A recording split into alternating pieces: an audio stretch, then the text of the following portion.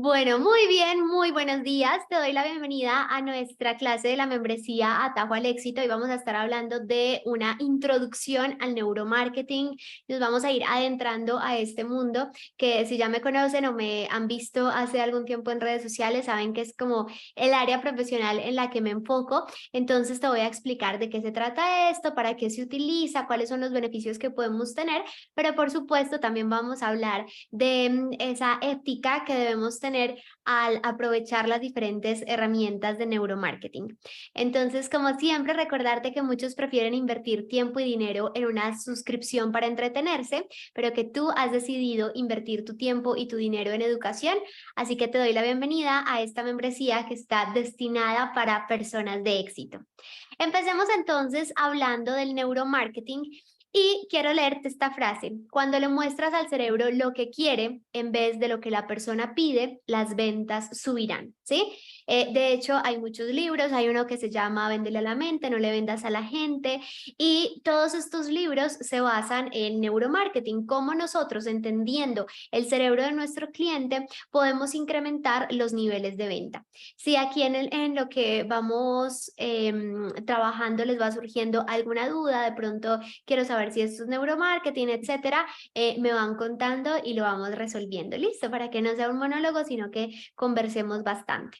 Entonces, ¿cuál es la idea? La idea es nosotros entender que en los procesos comerciales debemos es entender lo que esa mente espera percibir, lo que ese cerebro desea escuchar, más que lo que la persona nos está verbalizando. ¿Listo? Entonces, ¿qué es el neuromarketing?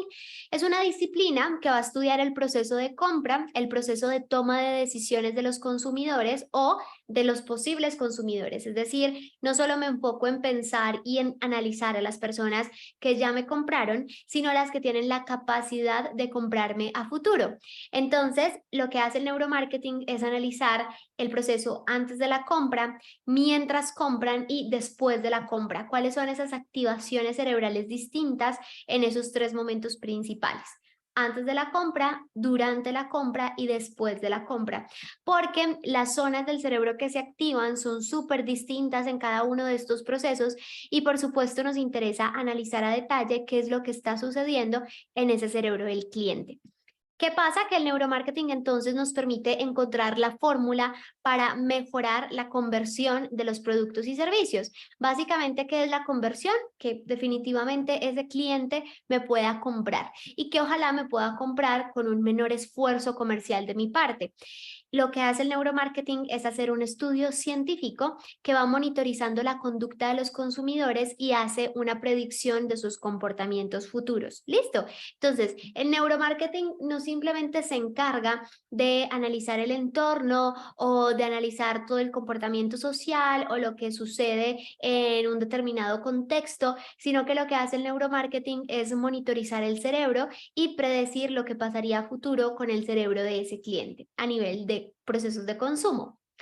Vamos a ver algunos principios de neuromarketing. Déjenme, yo paso por acá y vamos a verlos uno por uno y vamos a entenderlos para que nos demos cuenta que a veces la forma en la que vendemos es demasiado tradicional y por eso es difícil llegar a los clientes a los que nosotros queremos llegar. Así que lo primero, el primer principio del neuromarketing es no apelar a razones lógicas.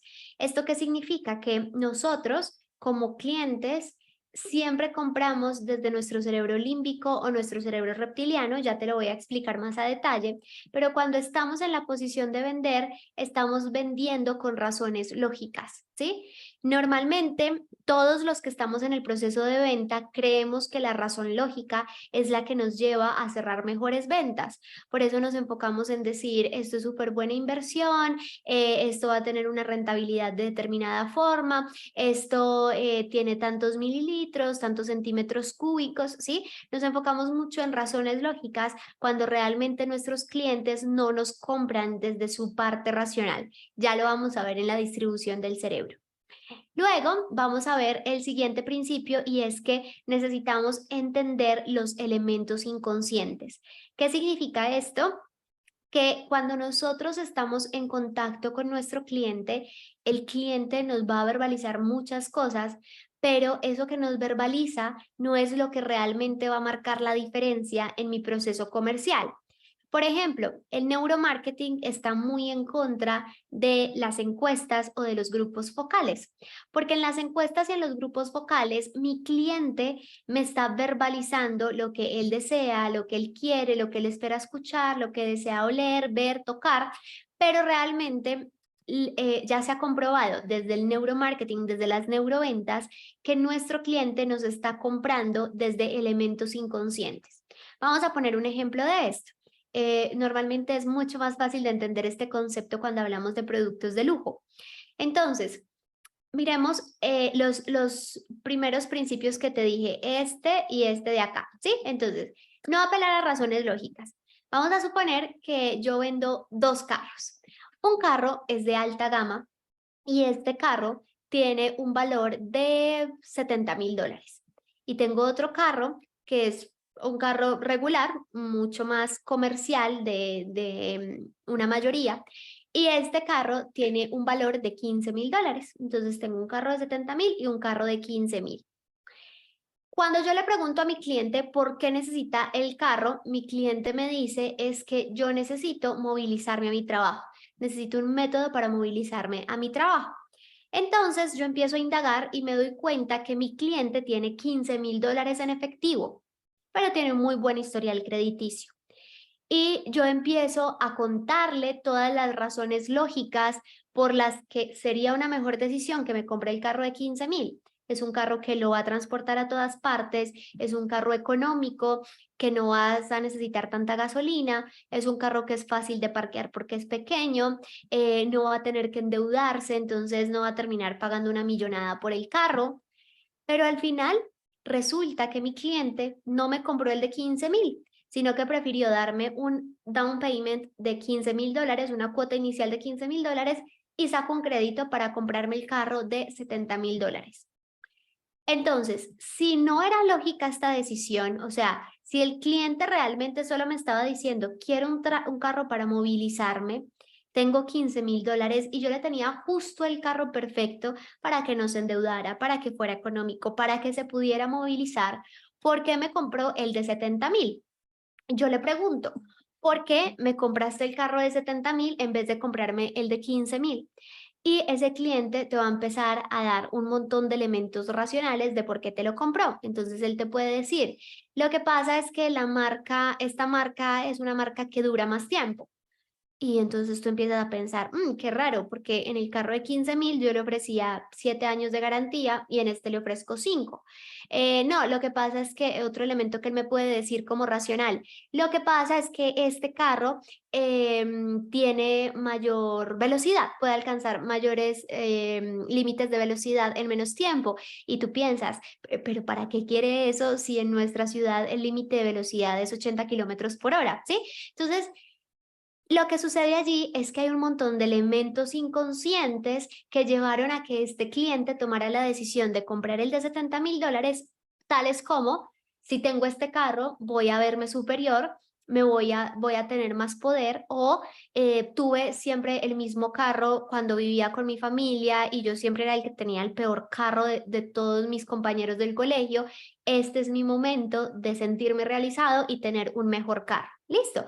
Así que es un poquito un ejemplo para que entendamos estos dos principios que son súper importantes del neuromarketing de no apelemos a razones lógicas en la venta ni entendamos elementos desde el plano netamente consciente porque es el inconsciente el que nos ayuda a comprar.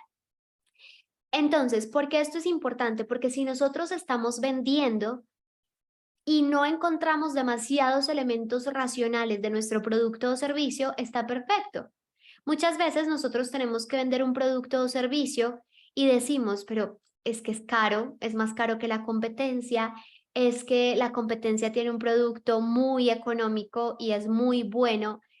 ¿De qué me puedo apalancar yo para que yo sí pueda vender este producto? Entonces tienes que apelar es a las emociones, a esas razones inconscientes que van a llevar a nuestro cliente a que compre un determinado producto o servicio. Luego viene el sentimiento de escasez. Y ese sentimiento de escasez es que yo le transmito al cliente que hay un límite para que pueda comprar o que se están acabando las unidades. Y ojo, aquí yo siempre les digo, el neuromarketing es un arma de doble filo. Y la idea es que aquí lo utilicemos de una forma ética. Así que si bien hay muchas técnicas que sugieren entregar esa escasez de forma falsa, yo quiero que aquí en esta comunidad nos replanteemos este concepto y solamente apelemos a la escasez si realmente nosotros como vendedores estamos en un momento de escasez con el producto. Vamos con un ejemplo. Muchas veces, cuando nosotros estamos vendiendo un curso, un infoproducto, decimos solo 50 cupos disponibles. Si tú realmente solo vas a tener 50 cupos disponibles, válido hacerlo. Pero si tú vas a decir 50 cupos disponibles, pero vas a dejar que entre el que quiera, no lo digas porque no es ético, estás mintiendo. Y sí, en el cerebro de tu cliente va a funcionar, pero no es ético, entonces no lo hagamos. Solamente apelar a la escasez de mi producto, de mi servicio, cuando realmente haya escasez. Si yo tengo una góndola en mi tienda y yo voy a poner un letrero de últimas unidades, esto genera ese sentimiento de escasez y la gente va a avalancharse a comprarlo, pero solo hazlo si realmente sí son las últimas unidades. Listo, para que empecemos a implementar el neuromarketing, pero desde la ética.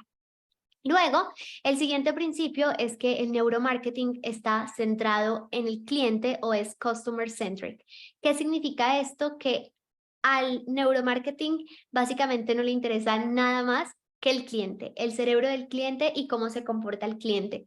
Y esto, por ejemplo, a mí en mi proceso personal como emprendedora me ha servido demasiado porque pues yo no sabía nada de neuromarketing y de neuroventas durante mi universidad, nunca me lo enseñaron. Básicamente, lo que siempre me enseñaban a nivel de emprendimiento era el proceso tradicional. Cuando yo voy a montar un negocio, ¿qué es lo primero que hago? Necesito analizar mi competencia. Si la competencia está demasiado saturada, entonces no puedo entrar en ese mercado. Si hay una condición socioeconómica en el lugar donde yo quiero vender, no entro a ese mercado. Y básicamente es un proceso de analizar tu negocio desde un profundo miedo. Pero el neuromarketing te muestra que más allá de la condición del país, que más allá de la competencia que tú puedas tener, que más allá del precio que manejen tus competidores, hay una forma en la que tú puedes destacar y en la que tú puedes vender cuando te enfocas en tu cliente. Listo. Por ejemplo, voy a ver si aquí en el chat, bueno, no me han escrito nada. Cualquier dudita me cuentan. Entonces, por ejemplo, cuando nosotros estamos viendo una empresa como Amazon, ¿sí? Amazon es una empresa que durante la época de pandemia creció lo que tenía que crecer en 10 años, ¿listo? Y lo que pase con Amazon afecta también a las otras fuentes de comercio electrónico. Amazon es una marca, es una empresa que está súper enfocada en el cliente y que tú te das cuenta que Amazon te vende en dólares y puede entrar a países cuyas economías están un poquito aporreadas, puede entrar a países donde en determinado momento el dólar está altísimo y funciona, ¿sí? O puede ser que existan otras soluciones de comercio electrónico, pero es que la gente siente que Amazon es confianza, es agilidad, te presenta todo lo que tú quieres tener, entonces está demasiado enfocada en el usuario. Listo. Y a eso le tenemos que apuntar nosotros. No significa que nos debamos aislar del contexto en el que se encuentra nuestro negocio, por supuesto no, pero es entender al cliente y la psicología de ese cliente y cómo yo me puedo comunicar para venderle de forma acertada. Aquí dice Vero, acerca del sentimiento de escasez, me da risa cuando compro productos digitales y te dicen solo quedan 6 disponibles. ¿Cómo es posible eso si un producto digital es un archivo que puedes enviar las veces que quieran? Claro, entonces, por ejemplo, Vero lo nota. Digamos que en los infoproductos a veces la estrategia que se hace es como abrir cupos y solamente te ofrecen 6 cupos porque hay un tema de soporte al cliente y solo podemos soportar o darle atención a 6 clientes. En ese caso sí, pero si tú ya te has dado cuenta que es un producto que no cuenta con soporte al cliente y que cualquier persona puede entrar, dar esta sensación de solo 6 cupos es como me estás engañando, listo. Entonces al final pasa esto, que el cliente se da cuenta y ya luego no nos va a creer cuando mandemos un mensaje de escasez. Ahora, La idea del neuromarketing es llegar al consumidor a través de sus procesos mentales, que esto ya lo vamos a ver más a detalle, y una de las mejores formas y principios para implementar el neuromarketing es a través del storytelling, ¿sí? ¿Cómo cuento yo la historia de mi producto? ¿Cómo yo cuento la historia de mi servicio? ¿Cómo cuento yo la historia de mi empresa para que me compren? Resulta que no es en vano que nosotros compremos cuando nos cuentan historias. Este es el arte del storytelling y te voy a explicar por qué y cuál es la explicación antropológica de esto. Resulta que, bueno, y otra cosa, aquí paréntesis, esto ya se los he explicado en otros programas, pero normalmente la mujer ha tenido este rol histórico de ser quien transmita la historia, por eso dicen que somos muy chismosas, pero les voy a explicar por qué pasa esto. Resulta que vamos a remontarnos al hombre de las cavernas. Este hombre de las cavernas salía a cazar y su familia quedaba en la cueva, ¿sí? Y la madre, digamos que la hembra quedaba a cargo de su hogar, de esa protección del hogar, y pues obviamente era esta sensación de incertidumbre. Él se va a cazar, yo quedo aquí bajo el cuidado del hogar con la incertidumbre de que no sé qué vaya a pasar.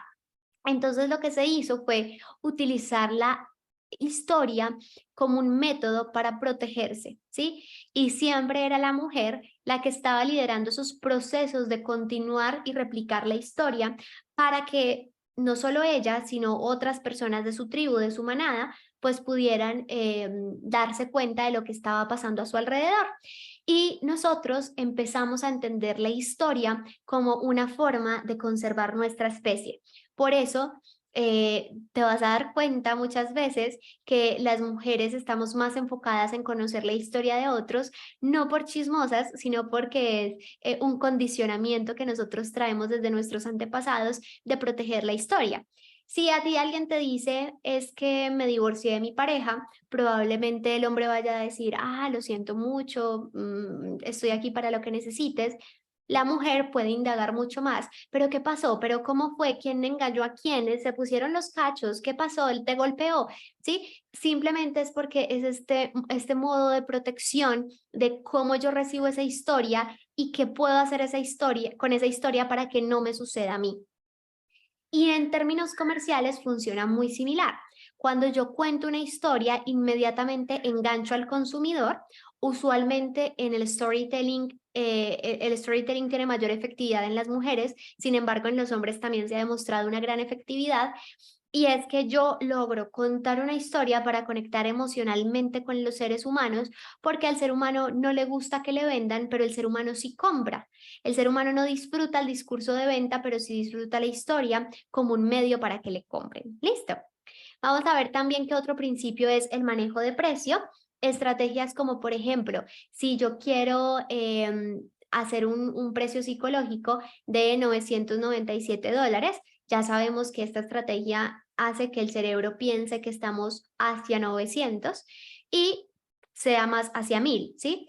Y otra estrategia es generar números completos cuando yo quiera mostrar más valor. Por ejemplo, yo voy a dar un precio cerrado, 2000. Entonces, esto hace que el cerebro de mi cliente perciba más valor en lo que yo le estoy ofreciendo. Y recordemos que como otro principio fundamental, apelar siempre a los beneficios y no a las características. ¿Listo? Si el producto no tiene mucha historia, ¿qué podríamos contar? Y quizás es muy importante que tú entiendas que aunque el producto sea nuevo, lo que hay detrás de la creación de ese producto es una historia. Lo que hay detrás de la creación de esa marca es una historia. Si vamos a suponer algo como que tú digas, esto no tiene nada de historia, supongamos que tú tienes una tienda de dropshipping y tú traes productos de China y ya, ese es tu negocio, y tú digas, bueno, yo qué historia le voy a construir a un pelador de papas, ¿cierto? Entonces ahí la idea no es contarle la historia al pelador de papas, sino que tú vas a contar tu proceso y tu historia como emprendedora y cómo llegaste a enamorarte de este proceso de hacer dropshipping y de enfocarte a vender peladores de papas, ¿sí? Es una historia distinta porque solamente tú la vas a tener. Diferente, por ejemplo, así yo estoy vendiendo mochilas Wayuu tejidas a mano por la comunidad Wayuu en La Guajira. Puede que ahí el producto per se tenga una historia que se pueda contar. Si mi producto no tiene demasiada historia, entonces puedo apelar a mi historia como emprendedor, al proceso, a los momentos de crisis, a la vulnerabilidad que he tenido en este proceso de emprendimiento para enamorar al cliente de lo que pasa detrás de mi producto. ¿Listo? Muy bien. Ahora, voy a explicarles este tema del cerebro, que va a ser transversal a muchas clases que tendremos dentro de la membresía, porque este es como el conocimiento matriz de las neuroventas. ¿Listo? Entonces, hemos hablado en otras clases de la membresía que el cerebro es una estructura muy compleja, que no es simplemente tres partes. Pero resulta que un señor muy práctico llamado Paul MacLean dijo: pues vamos a dividir el cerebro en tres partes, en el neocórtex, el límbico y el reptiliano. ¿Listo? Como te digo, hoy quienes estudian neurociencias, neuroventas, neuromarketing, pues entendemos que esta es una visión muy simplista del cerebro, pero que nos ayuda muchísimo para entender a grandes rasgos cómo es el funcionamiento de ese cerebro. Entonces, si el cerebro está dividido en tres partes, vamos a decir que el cerebro reptiliano es el cerebro más primitivo, es el que nos va a presentar este instinto de supervivencia y es el que nos va a permitir hacer acciones como respirar, como buscar comida, como correr en caso de sentir algún peligro, ¿sí? Luego tenemos el sistema límbico, que es el sistema emocional, es el que regula todas esas emociones que nosotros sentimos, vivimos, experimentamos, pero pilas, pueden ser conscientes o inconscientes. ¿Listo? Y tenemos el neocórtex, que es el cerebro más evolucionado, es el cerebro racional, todo el que nos permite hacer esos procesos de pensamiento para tomar decisiones. ¿Qué sucede? Que el marketing tradicional, la publicidad tradicional, las ventas tradicionales nos dijeron durante años que nuestro cliente compraba desde el neocórtex, ¿sí? Entonces, no sé si de pronto en alguna clase lo vieron, en la universidad, colegio, pero siempre nos hablaban de las 5P del mercadeo. Entonces, precio, plaza, producto, promoción. ¿Por qué? Porque ese era el enfoque, cómo yo podía dar un mejor precio, cuál era la plaza a la que iba a vender, qué producto maravilloso iba a sacar. Y resulta que el primer enfrentamiento que yo tuve con esta teoría fue a través de un libro. Este libro me lo leí como hace unos 8 años más o menos, y el libro se llamaba Vende con tu plexo solar. Entonces, esto era como que básicamente el proceso de comprar salía desde el plexo solar y yo no podía explicar por qué estaba comprando. Simplemente era una energía que me decía, cómpralo, ¿sí? Digamos que este libro es un poquito más desde el plano espiritual, cómo yo puedo hacer ventas más espirituales.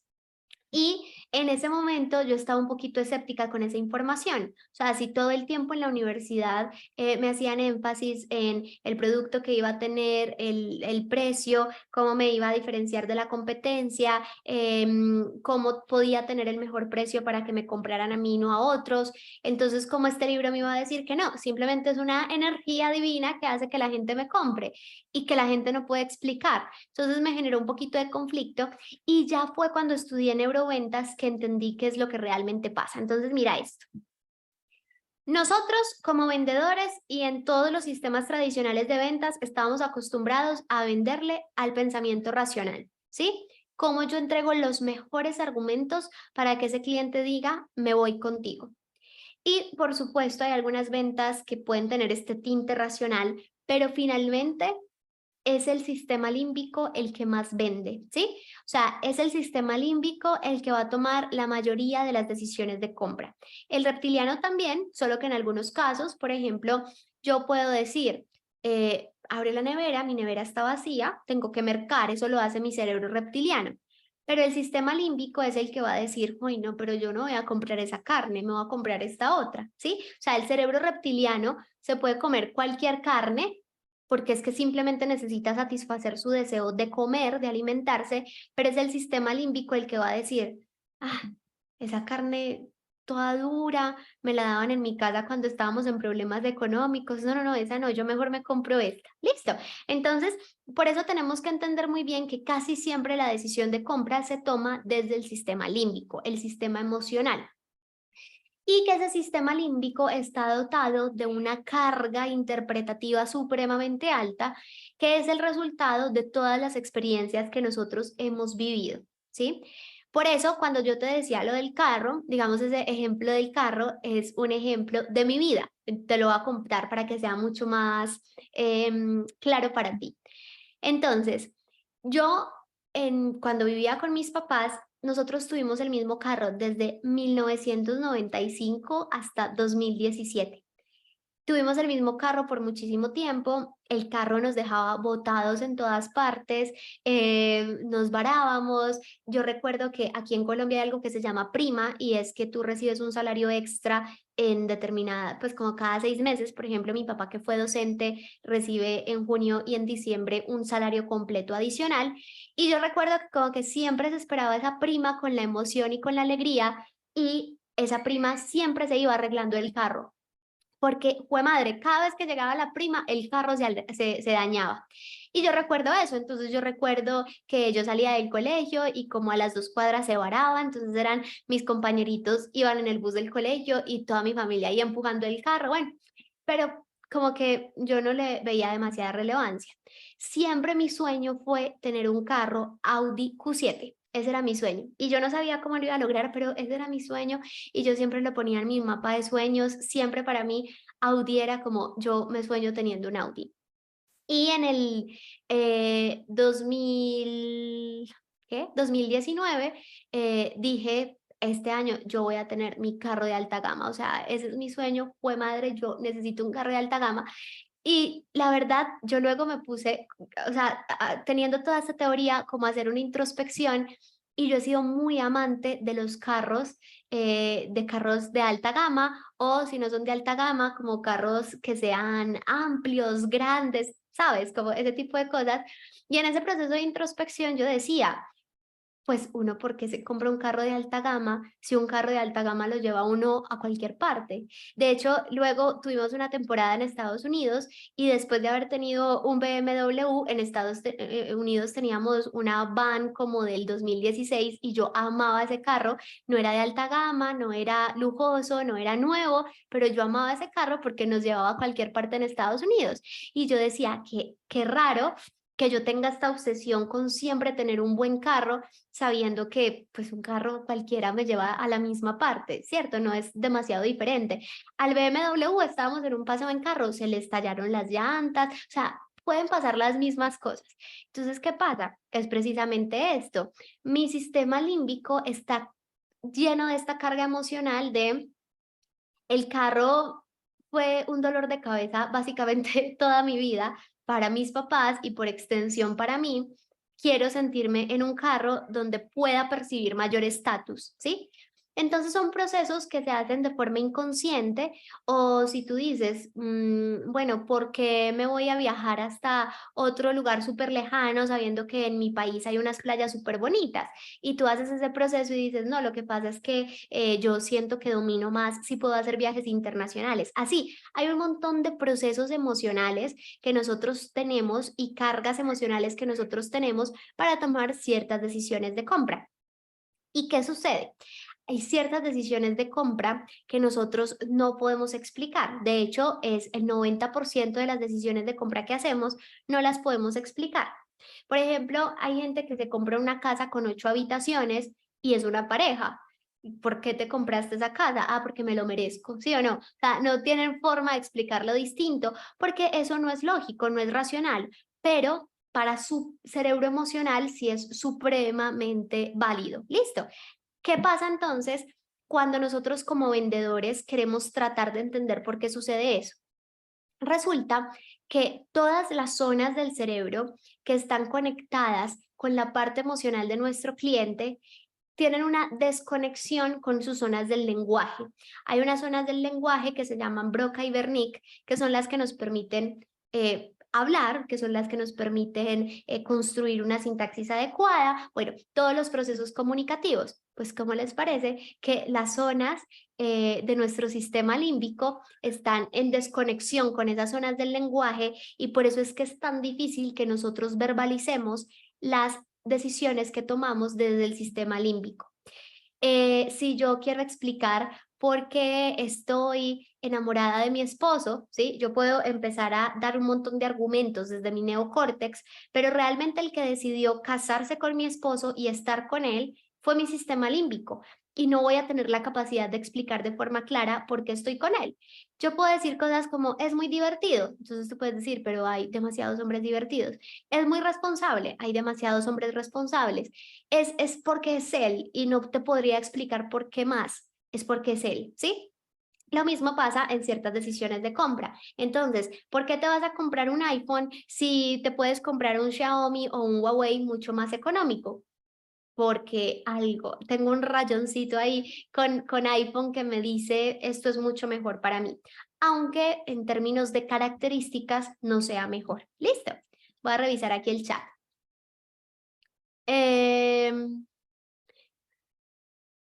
Yo vendo, vengan que aquí me había perdido un mensajito de Yurani. Yo vendo productos digitales y siempre nos dan cupones de descuento para el cliente. ¿Cómo podría utilizarlos con el punto 3 de sentimiento de escasez y no utilizarlos siempre en el cierre de compra? Y entonces aquí dice, no quiero mentir porque yo misma digo, es que no es cierto. Obvio, quiero que me compren y no voy a negarme, pero ¿cómo se supone que hay que apelar a la escasez, pero el precio full? Siento que puede ser mucho. Ay, es un contraste interno, pero obvio se verá reflejado eso en mis cierres. Bueno, Ana y Yuri. Es muy importante que cuando nosotros estamos apelando a todas las técnicas de marketing, entendamos que esas técnicas están estudiadas, analizadas y funcionan, ¿sí?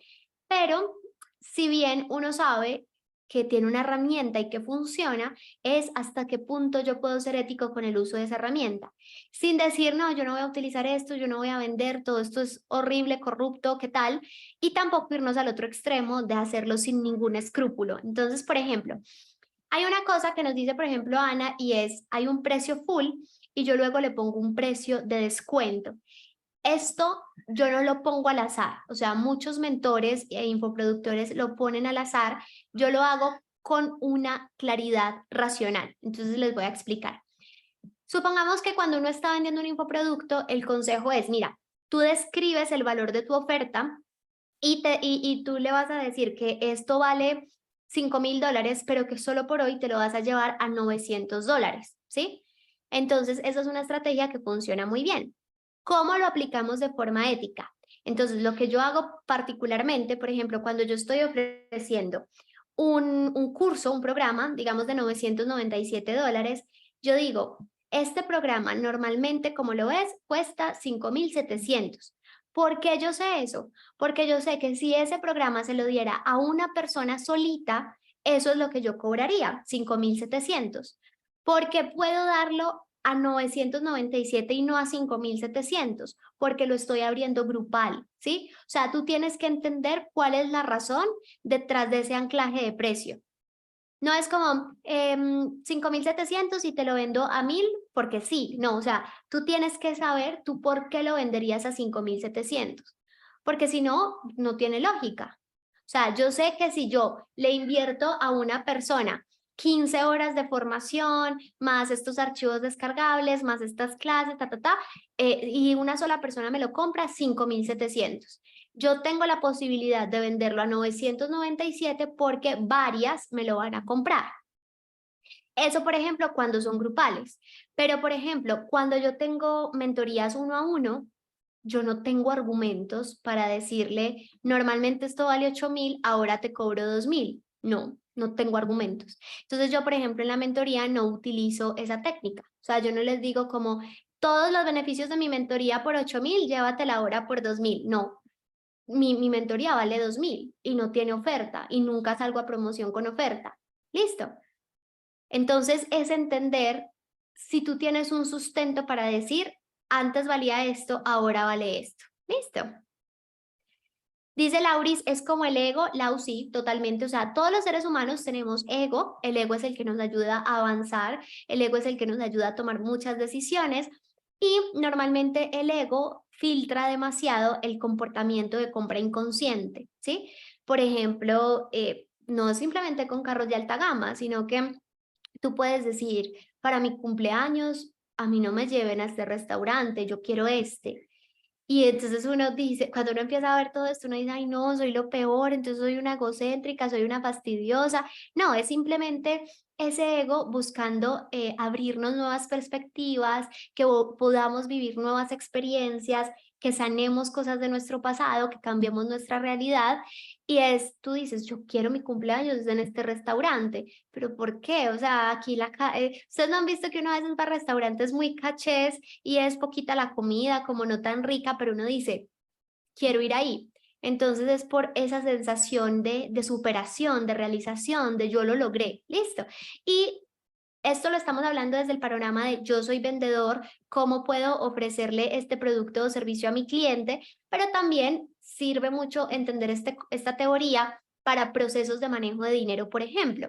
Eso lo podemos ver en otra clase. Digamos, si yo ya sé que mi cerebro límbico es el que compra, y me doy cuenta que tengo una compulsividad hacia comprar maquillaje, yo puedo empezar a llevar esas compras al plano racional para poder entender que estoy perdiendo mi dinero, que estoy endeudándome, que estoy comprando de forma compulsiva y que esto no me está generando nada. Porque el sistema límbico lo que hace es activarme el sistema de recompensa y me lleva a comprar más y más y más. Listo. Entonces podemos ver ya el otro lado del asunto, ya nosotros en posición de compradores, cuando hablemos de manejo del dinero. Dice Ixa, Tacti, acerca de contar historias para emprendimientos, me queda claro lo que comentas, pero en marcas que ya el nicho de mercado conoce y casi todos los productos son iguales, cuando trabajas con una multinacional, ¿qué contar? Si quieres me das un ejemplo de tu caso en particular, pero yo te voy a ir dando uno. Digamos que yo tengo una multinacional y yo trabajo para una multinacional y entonces esta multinacional vende café. Y es un café que pues la gente ya es como un comodín, hace parte de su canasta familiar, etcétera.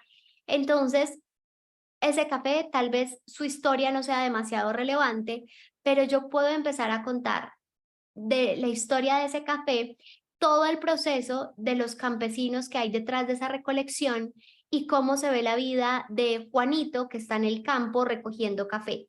Y que luego, o sea, darle una cara a ese producto tan masivo a través de una persona. Listo. Por ejemplo, esto es un ejercicio que hizo Colombia muy valioso. No sé si de pronto conocen Juan Valdés.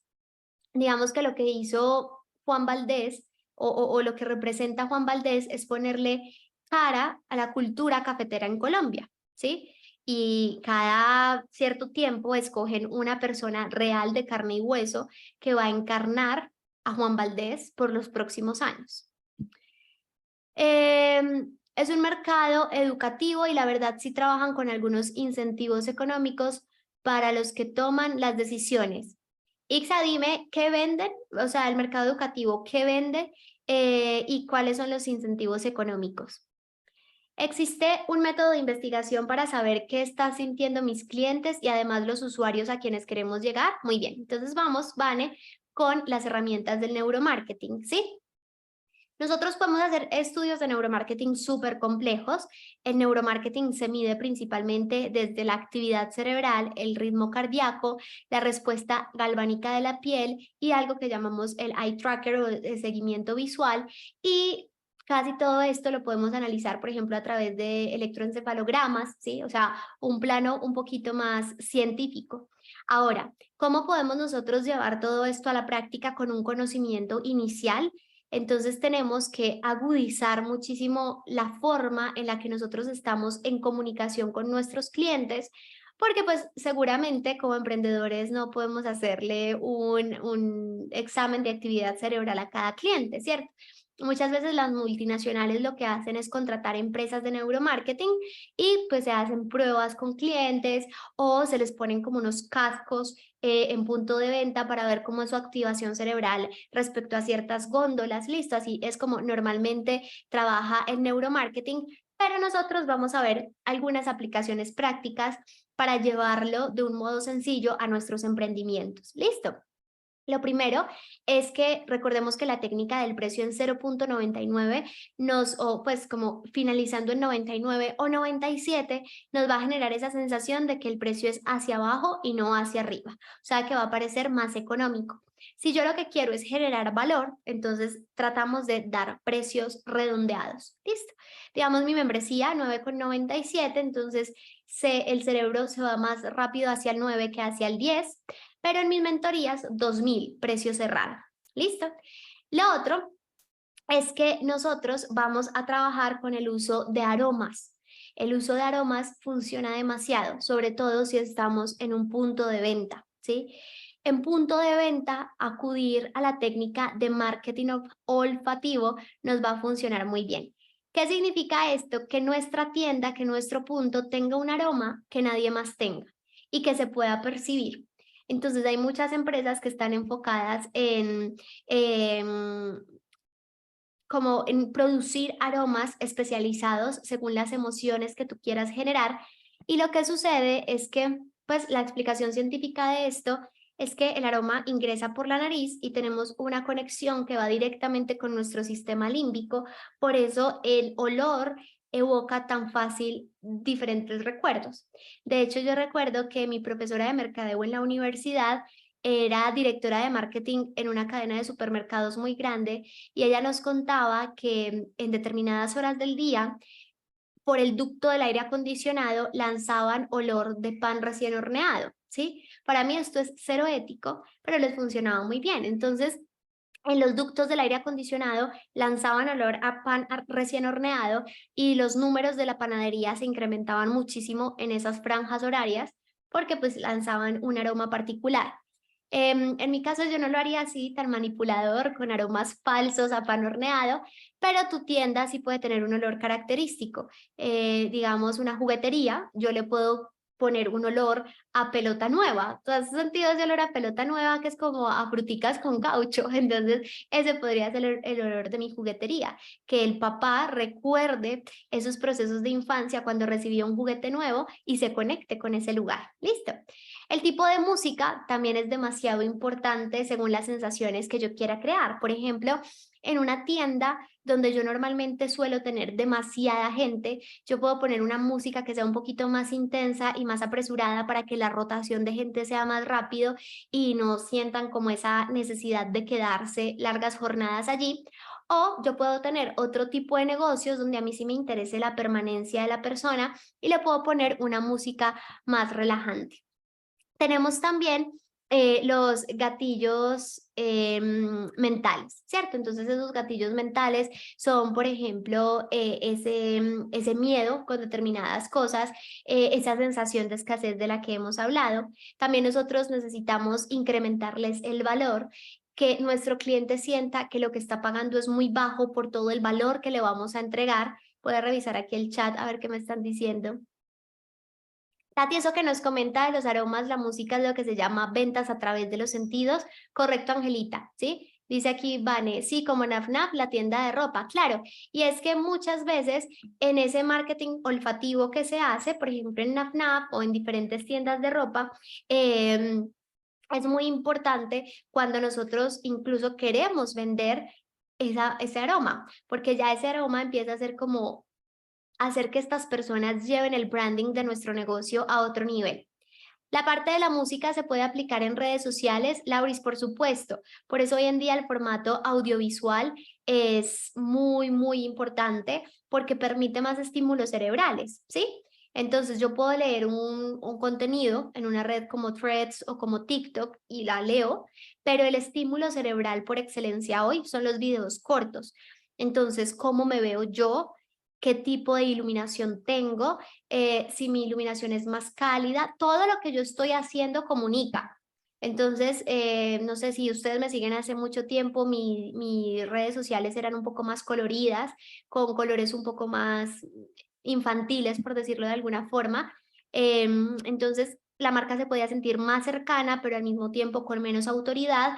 Hoy se puede sentir un poquito más lejana, pero con más autoridad. Y así, todo lo que nosotros vamos haciendo va repercutiendo en la forma en la que ese cerebro se relaciona con mi marca, por supuesto, incluyendo la música. ¿Listo? Y darle siempre una serie de 3 opciones a nuestro cliente. El cerebro tiene una fijación con el número 3, así que si tú, por ejemplo, estás construyendo tu e-commerce, tú te das cuenta que, digamos, la gente puede escoger diferentes planes. dale 3, solamente 3. Si las personas tienen que hacer una votación, dale 3 opciones. Si tú tienes que poner en la góndola 3 productos de la misma categoría, pon solo 3. Listo, porque el cerebro, cuando solamente le ofreces una opción, siente que no tiene mucho que escoger, lo mismo que cuando le ofreces 2. Cuando le ofreces 3, es como que el cerebro dice, puedo escoger, pero no tengo tantas opciones que me voy a frustrar. ¿Listo? Voy a leer aquí me dicen que vuelva a la página mientras le respondo a Dili. Tati, esta clase es muy necesaria, gracias, me encantan estos temas de mentalidad y el comportamiento humano unido a las ventas. Mi emprendimiento es de salud, fitness, bienestar, yoga y mindfulness.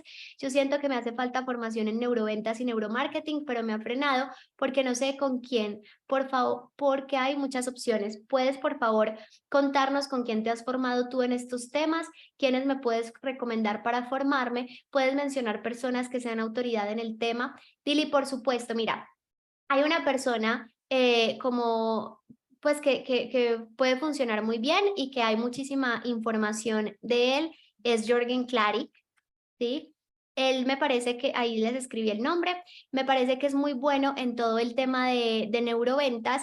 Sin embargo, yo hice una formación que la pueden hacer ustedes, espérenme, yo les paso el link. Yo empecé con esta formación, espérenme, yo la busco ya mismo. Saben que se las voy a poner en los anexos. Es una formación que hay en Coursera. Coursera es una plataforma de aprendizaje y está dada por la Universidad de Copenhague. Y entonces es una formación en neuromarketing, neuroventas, pero entendiendo desde la parte científica. Yo hice la de Jürgen Klarik, me gusta muchísimo como para una fase inicial, da muchas luces. Él también tiene un libro que se llama Véndele a la mente, no a la gente, también muy bueno. Pero digamos que toda la parte científica del entendimiento del cerebro es en la formación de la Universidad de Copenhague. Ya yo luego hice una certificación directamente con la Universidad de Copenhague, pero la pueden empezar a hacer por Coursera. Yo ahorita les dejo el link cuando les deje la grabación de la clase. ¡Ay, súper! Ahí lo veo, Lauris, que lo tienes. Súper, ese es muy bueno y es como, miren, ahí Lauris lo está mostrando, Laura Arango. Es muy bueno ese libro para iniciar y ya si quieren ir más profundo, porque digamos que Jorgen lo que hace es darte como toda la practicidad del neuromarketing, pero ya si nosotros queremos entender lo que pasa en el cerebro y cómo se dan esas conexiones neuronales y cómo son los procesos de comportamiento a nivel cerebral y para qué sirve cada estructura del cerebro, esa certificación de la Universidad de Copenhague es súper buena. Listo. Igual recuerden, digamos que la implementación del neuromarketing como de una forma exageradamente profesional es con equipos científicos, ¿sí? O sea, si yo quiero determinar la intención de una persona cuando se expone a una góndola y hacia qué lado mira con mayor facilidad para poner ahí los productos de mayor valor, entonces hay dispositivos científicos que hacen eso. Y esa es como la implementación más especializada del neuromarketing. Sin embargo, tenemos estos procesos de una aplicación mucho más empírica del neuromarketing para entender cómo cambia el proceso en las decisiones de compra. ¿Listo? Entonces, ya saben, allí les voy a dejar la clase con los anexos respondiendo aquí a la pregunta de Dili.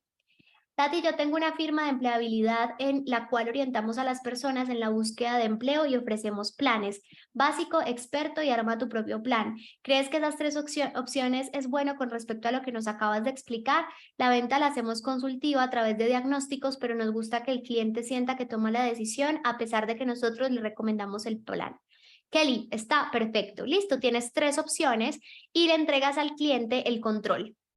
Es decir, cuando nosotros le decimos al cliente, cómprame esto, usualmente el cliente lo que piensa es, claro, me vendió el más caro porque es que quiere ganar más plata, ¿sí o no? Pero cuando nosotros le ofrecemos estas 3 opciones, puede ser que el cliente nos diga, dime tú la que más sientes que me favorece, ahí él ya nos está cediendo esa responsabilidad, o siento que quiero esta, listo. Entonces, uno de los botones reptiles que nosotros necesitamos activar en las neuroventas es darle a nuestro cliente la sensación de que tiene el control. Nosotros direccionamos el comportamiento de compra, pero él toma una decisión final y allí siente que tiene el control. Entonces, esto funciona súper bien.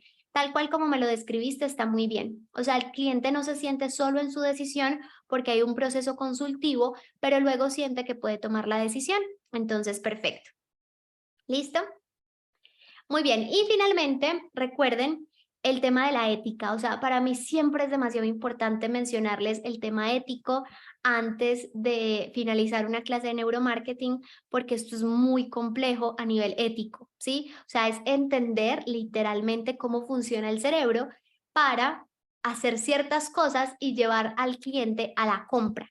Siempre les voy a decir que esta información es como un cuchillo, que uno puede usar un cuchillo para matar a alguien o para hacer un asado con su familia y cortar la carne muy rico, ¿sí? Entonces yo quiero que la usemos de una forma ética. Cuando tengamos un producto que realmente sea para ayudar, cuando tengamos un servicio que sea para ayudar, para impactar la vida de otra persona. ¿Que el neuromarketing me sirve para vender una estafa? Claro que nos va a servir, pero no lo vamos a usar así en esta comunidad. Listo, no lo vamos a usar desde la manipulación. Si no tenemos cómo mostrar escasez a nuestra gente, no presentemos la escasez. Es mejor no estar vendiendo picos altísimos, pero que con la gente que vendemos quedemos muy bien y que realmente esa gente diga qué ético el proceso de venta, no me sentí invadido, antes sentí que me estuviste ayudando. Tati, ¿me podrías dar un ejemplo de cómo aplicar los gatillos mentales en servicio de psicología? Angelita, el tema de los gatillos mentales en psicología, áreas de la salud y todo el tema de ayuda es algo que hay que trabajar con muchísima delicadeza porque pues finalmente estamos trabajando con la salud mental, con el ser humano, ¿cierto? No es como que simplemente te estoy vendiendo un carro, sino que te estoy vendiendo salud mental, ¿sí? Entonces, por ejemplo, el gatillo mental de escasez funciona en tu caso de forma ética si tu agenda está colapsada. O sea, si realmente tu agenda está colapsada, eso es una forma de activar el gatillo mental de escasez. Entonces, por ejemplo, como este mes voy a estar enfocada en todos mis consultantes, pero quiero recordarte que solamente tenemos 3 cupos disponibles para esta semana, ¿sí? Es una forma muy sutil de hacerlo y obviamente sí es verdad. O sea, que tú tengas esos 3 cupos disponibles. O, por ejemplo, tú vas a hacer un taller de amor propio y tú te vas a conectar por Zoom y tú dices, si yo tengo 50 personas, no voy a ser capaz de darle respuesta a todas. Este taller solo lo abro para 20 personas y tú ya vendiste 16, entonces 4 últimos cupos. Listo, ese es uno muy importante. Luego, el tema de los gatillos mentales asociados con el miedo es algo que también en cualquier contexto hay que usarlo con mucha ética y es entender que nosotros podemos resolver esos miedos que ni la gente sabe que tiene. Entonces, por ejemplo, en el caso de la psicología, la forma de activar un gatillo mental es generar conciencia de esos procesos que hemos normalizado y que no somos y que no son normales. Por decir algo, mucha gente hoy dice que, ay, es que estoy muy ansioso, ay, es que estoy estresado, pero como todo el mundo dice que está ansioso y estresado, eso le parece normal. Entonces, tú puedes crear, por ejemplo, un contenido de explicando cómo esa ansiedad y ese estrés van a deteriorar tu salud a futuro. Es una forma en la que yo le muestro y lo encaro con ese miedo para que digan, realmente necesito ayuda, pero de una forma ética, ¿sí? O sea, es muy distinto si yo le digo, recuerda que si no vas al psicólogo, tu vida no va a tener sentido y te puedes suicidar. Eso es cero ético. Eso vende, pero es cero ético, ¿sí? Y la otra cosa es yo decirle, recuerda que el estrés y la ansiedad no debería ser normal en tu vida. Siempre hay una opción para salir de esa situación y yo estaré feliz de acompañarte. O sea, es mostrarle que no es normal lo que está haciendo y que eso tendrá una consecuencia, pero muy ético. Listo. Entonces, esos son gatillos principales que se pueden abordar desde la psicología. Hola Tati, una pregunta con respecto a ese punto. Mi emprendimiento es de desayuno sorpresa y cuando un cliente me pregunta por las opciones que tengo disponibles, yo le envío las fotos de todos los que he realizado porque en particular todos tienen algún detalle diferente. ¿Qué consejo puedes darme con respecto a eso? Angelita, yo te recomiendo que tú hagas 3 opciones generales y que cuando escoja la opción tenga la opción de elegir como una receta eso. Te lo voy a poner explicado más claro. Digamos que tú tienes un desayuno que se llama premium otro se llama desayuno deluxe y otro se llama desayuno premium, ¿sí? Entonces tienes tres opciones y le dices qué trae. Entonces, por ejemplo, la opción 1 trae proteína, harina, una bebida, un globo, una tarjeta y un dulce. El otro trae lo mismo, pero le sumamos un peluche, bueno, como varias cosas. Y el otro trae más cosas. Entonces el cliente debe escoger uno. Y cuando ya escoja ese uno, tú le dices, listo, ahora es tu momento de seleccionar. Entonces, de proteína, ¿qué quieres? Ah, ¿quieres pavo? ¿Quieres el sándwich de pollo? ¿O quieres unas empanadas? ¿Sí? Luego, la bomba, ¿de qué color la quieres? ¿Plateada, dorada o negra? La bebida, ¿quieres chocolate o café? Bebida fría, ¿quieres jugo de naranja o té? ¿Sí? Él toma primero la decisión inicial entre esos tres y luego hace su propia mezcla para que se haga un desayuno bien personalizado. Al final, el cliente no va a tener el colapso mental de entrada, sino que le dimos tres opciones, pero va a sentir que diseñó todo a medida. Tati, los gatillos en venta de los cursos digitales que estás siempre sería solo apelar a sus miedos, ofreciendo una solución con el curso. Ani, lo más importante es que tú le muestres al cliente dónde está y dónde pudiera llegar. O sea, en este momento, en qué fase está y dónde pudiera llegar. Y otra cosa que funciona muy bien es cuál es el costo oculto que está pagando por quedarse en la situación actual. Por ejemplo, Angelita, eso también sirve para ti. A veces la gente dice, es que el psicólogo es muy caro, eso es para gente rica, yo no tengo plata para pagar un psicólogo. ¿Cuánto te vale a ti quedarte en esa misma situación? O sea, si tú estás ansioso, si estás deprimido, si tienes un problema emocional, ¿cuánto te cuesta quedarte en esa situación? Te puede costar tu familia, te puede costar tu trabajo, te puede costar tu relación con el dinero. Entonces, al final no es algo tan costoso. Lo mismo en los cursos. Es que ese curso de $497 es muy caro. ¿Cuánto te costaría no tomar acción? ¿Sí? Y cuando yo lanzo ese gatillo mental, tengo que estar súper segura de que yo sí voy a generar valor en esa persona para que eso sea ético, ¿sí? Entonces, si yo le digo a una persona, es que tú vas a pagar $9.97 en mi membresía y yo te prometo que va a ser más caro para ti no comprarme la membresía, porque no vas a tener acceso a aprender de anuncios, porque te vas a gastar un montón de plata pautando sin saber cómo hacerlo, porque no vas a saber hacer contenido que venda, va a ser más caro para ti. Pero yo, para que esto sea ético, tengo que tener la conciencia de que realmente estoy generando un impacto. ¿Listo? Bueno, muy bien, entonces les voy a dejar, ya saben, grabación de la clase y los links a las formaciones que yo he hecho, como a esa fase inicial de esas formaciones, para que ustedes también lo puedan revisar. Les mando un abrazo muy grande y nos vemos. Recuerden que en este momento Cris está con su programa de Canva Master Pro y ya la próxima semana se suben más clases. Espérenme, yo hago aquí un boomerang. Los que quieran salir pueden activar la cámara para yo chicanear mi clase en historias. Esperen. Yo hago aquí, si quieren activar la cámara, listo. Ay, súper, muchas gracias. Ah, bueno, esperen que activaron más cámaras. Yo lo vuelvo a hacer, sonrían. Súper, gracias, nos vemos, chao, que estén muy bien.